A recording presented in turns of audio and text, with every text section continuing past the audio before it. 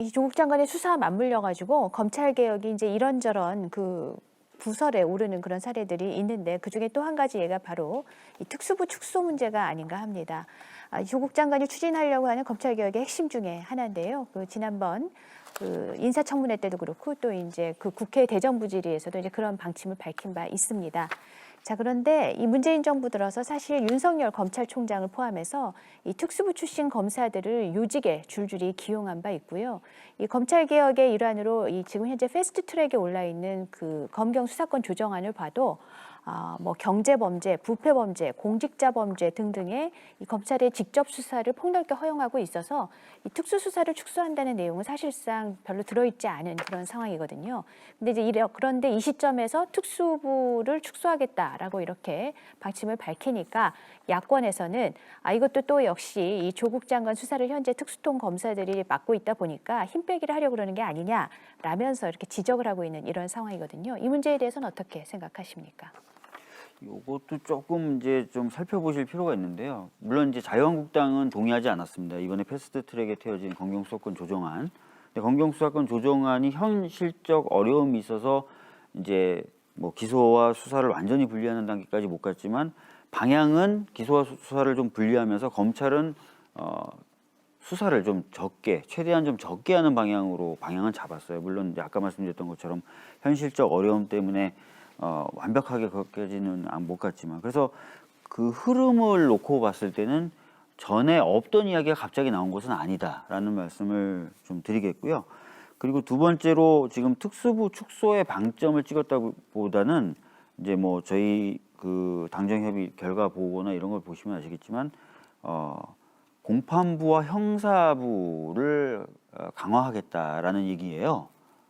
특수부를 축소하자, 뭐 결과적으로 특수부가 축소되는 거 아니야 이렇게 얘기하실 수는 있겠지만 목표로 삼는 거는 공판부와 형사부의 강화입니다. 그러니까 이 부분도 약간은 그 차이가 있다는 점을 그런데 이제 청문회 때 그 의원의 질의에 대해서 조 장관이 특수부 축소에 전적으로 동의한다 이렇게 밝힌 바 있고요. 그다음에 국회 대정부 질의에서도 또 의원의 질의에 대해서 일본 수준 정도로 특수부 수사를 축소하는 게 맞다고 생각한다 이렇게 직접 언급을 하셨거든요. 왜 그래서 그러냐면 질문 아까 드렸습니다. 말씀드렸던 대로 네. 검찰의 직접 수사라는 부분을 축소하는 게 원칙적 방향이기 때문에 그렇습니다. 그러니까 지금 검경수사권 조정안으로 돼 있는 검경수사권 조정의 내용을 좀 들여다봐도 검찰이 수사권으로 들고 있는 부분은 현재 특수수사예요. 그러니까 검찰의 수사를 계속 줄여나가겠다는 방향으로 가면 자연스럽게 이제 특수부는 축소가 되는 거죠.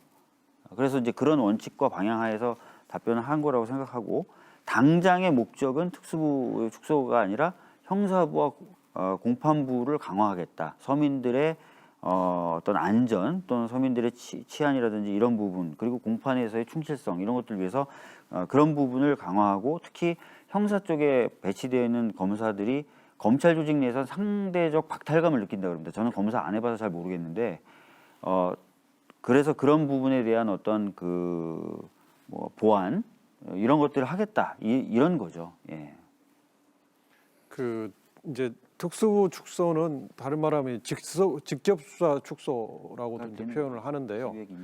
그 특수부는 이제 일반 고소고발 사건이나 경찰이 송치한 사건을 수사하는 부서가 아니고 이제 대검에서 지시로 내려온 사건이나 또는 검사장, 지청장 등 기관장이 이제 하명한 사건 또는 자체 첩보 사건 이런 걸 합니다.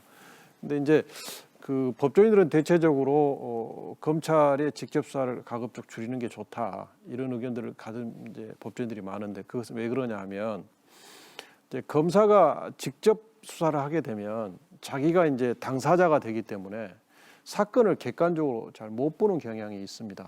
그러면 이제 자기가 옳다는 방향으로 사건을 추진해 버리니까 결국 그 수사 대상자들이 하는 말을 좀 귀담아 듣지 않고 오판을 하는 수도 있습니다.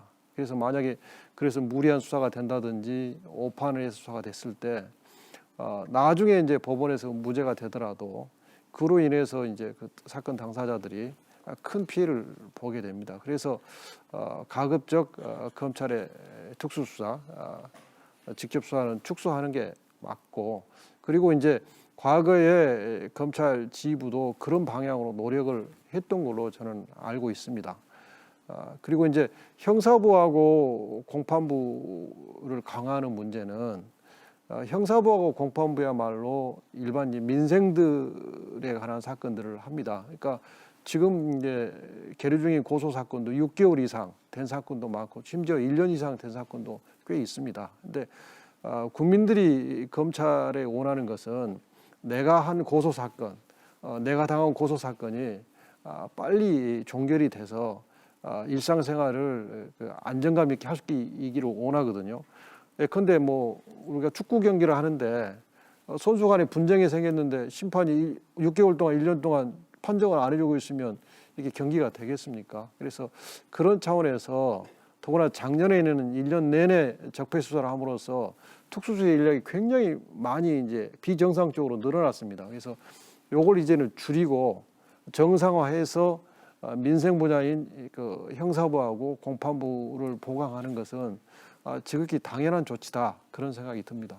그 사실 조국 장관이 아니고 다른 장관이 그런 얘기를 했더라면 이제 그런 얘기가 안 나왔을 겁니다. 왜 그런가 지금 말씀대로 사실은 특수부는 그 송치 사건들을 하는 게 아니거든요. 그래서 뭐 검사장이 지정하는 사건이나 자기가 이렇게 뭐 신문 기사 같은 거 보고 범죄를 찾아내서 하는 거거든요. 그러다 보니까 몰려오는 사건을 형사부에 처리하니까 한 달에 300건씩 처리하려면 아주 힘들죠. 그래서 항상 그렇게 나오는데 지금 보면은 중앙지검에 특수 1, 2, 3, 4부까지 있고요. 그다음에 동남북서지검에는 없습니다, 서울에. 그다음에 부산, 대구, 광주 이런 식으로 대도시에 이제 특수부가 하나씩 있고 그 밑에는 또 특수부가 없어요. 그래서 일반 형사가 같이 하고 있는데 지금 중앙지검 같은 경우에는 지난번 적폐 수사한다 그래가지고 국정농단 한다 그랬고 지금 4개 특수부까지 돼가지고 인원이 많이 가 있죠. 그러니까 결국에는 형사부에서 일을 할 사람이 거의 가 있으니까 형사부 검사들이 일이 힘이 붙이는 건 사실이죠. 근데 이거는 어떻게 보면 검경 수사권 조정하고도 좀 관계가 있습니다. 만약 검경 수사권 조정에 대해서 검찰에서 1차 수사도 안 하거니와 송치받는 그 사건 자체도 안 한다고 한다면 그 형사부의 검사들 일이 또 많이 또 달라지거든요, 양이. 그래서 그거는 궁극적으로는 검경 수사권 조정하고도 관계가 있고 또 뭐 가장 이상적인 건 사실 특수부 수사는 줄여야 되지만 또 한편으로는 거악을 척결한다든지 또 굉장히 그 법리적으로 어려운 그런 사건이라든지 뭐 재벌 사건인데 첨단 범죄 이런 건 또 법률가인 검사들이 모여서 특수부가 또 수사를 잘하거든요. 경찰이나 일반 형사부에 비해서. 그래서 그런 또 효용성이 있기 때문에 특수부 그 사의 업무를 무조건 줄일 수는 없고 그런 거악을 척결한다는 차원에서는 두 대 인력 조정은 아마 장기적으로 검경 수사권 조정에 따라서 해야 되겠지만 하필이면 조국 장관은 특수부 검사들에서 조사를 받고 있으면서 특수부 검사를 줄인다니 그럼 자기 조사 못하게 하는 거 아니냐 이런 뭐 오해를 사는 게 결국 그렇게 된 거죠. 그리고 또 하나 이제 오해를 사는 게 조국 장관이 민정수석일 때 전 정권에 대한 적폐 청산을 한다고 하면서 지금 특수부를 사실상 굉장히 거대하게 키워놓은 거였거든요. 네, 모든 분들이 아마 그렇게 공감하실 텐데 정말 오해 소지가 있고 저는 이제 검찰 개혁이라는 건 지금 말씀하신 대로 이제 우리가 민생과 관련된 고소고발 문제 또 형사부와 그 특수부 간의 어떤 일의 분배 문제도 있지만 조금 더 큰 차원에서 보면 저는 보통 우리가 뭐 권력의 시녀다 이런 얘기를 하는 검찰 조직을 도대체 어떻게 견제할 거냐라는 문제가 더 큰 것 같아요. 네. 근데 이제 이거로 지금 나온 게 사실은 공수처라고 하는 거지 않습니까? 예. 근데 참 외형상으로는 되게 그럴싸해 보여요. 근데 이제 또 하나 어떤 문제가 있냐면 그럼 공수처는 왜 최고 대장은 누가 뽑느냐? 이걸 정말 엄격하게 중립성을, 정치적 중립성을 가져갈 수 있느냐? 그래서 반대하시는 분들은 또 다른 검찰, 어나더 검찰을 지금 만드는 거다, 공수처가. 그래서 검찰개혁이라는 게 우리가 어느 모양을 보느냐. 지금 뭐 특수부를 없애고 이러는 거는 사실은 아주 부분의 문제인 것 같아요. 근데 이게 큰 덩어리를 우리가 어떻게 가져갈 거냐라는 문제가 사실 더 근원적인 것 같고요. 참 어려운 게 결국은 뭐 대통령이 검찰총장을 임명하시면서 그랬죠. 살아있는 권력에도 엄정하게 수사할 수 있어야 된다. 정치적 중립을 지켜야 된다라고 얘기했지만 저는 그게 아마 굉장히 어려울 거예요. 누가 대통령이 돼도 자기가 있는 상태에서 나한테 칼을 엄정하게 겨누라고 할 수 있는 사람이 몇이나 있을까? 또 지금 오히려 문재인 정권 뭐 중반을 지금 지나가면서 조금만 지나면 또 이제 총선 있고 레임덕이 있을 수 있는 그런 상황이다 보니까 저는 어찌 보면 문재인 정부가 출범하고 처음에 하셨어야 돼요, 이 일을. 적폐청산보다 이 일을 먼저 하시고 검찰의 견제 세력을 만들어 놓고 나온 다음에 오히려 했었으면 좋은데 지금은 사실상 좀 타이밍을 놓친 게 아닌가. 또 여기에 조국 장관까지 엮여서 저는 굉장히 어려운 상황이라고 보고 있습니다. 그 내용이 어떻든 간에요. 예. 그 적폐청산 수사 관련돼서는 뭐 저도 좀 드릴 말씀이 있는데 이제 박상기 법무부 장관의 인터뷰에 그 부분이 좀 잘 나와 있더라고요. 사실 적폐청산 관련된 수사는 박근혜 정부 때부터 시작됐어요. 특검이 그때부터 했던 수사입니다. 특검이 이제 수사를 쭉 하다가 특검이 수사를 이어받은 거죠. 그래서 뭐 정권이 바뀌었으니 갑자기 특검이 해오던 수사를 뚝 끊고 이렇게 될 수는 없는 거예요. 그러니까 그런 부분이 좀 있었다라는 말씀을 드리겠고 불가피한 부분이 좀 있었다. 박상기 법무부 장관도 퇴임하면서 그렇게 얘기하더라고요.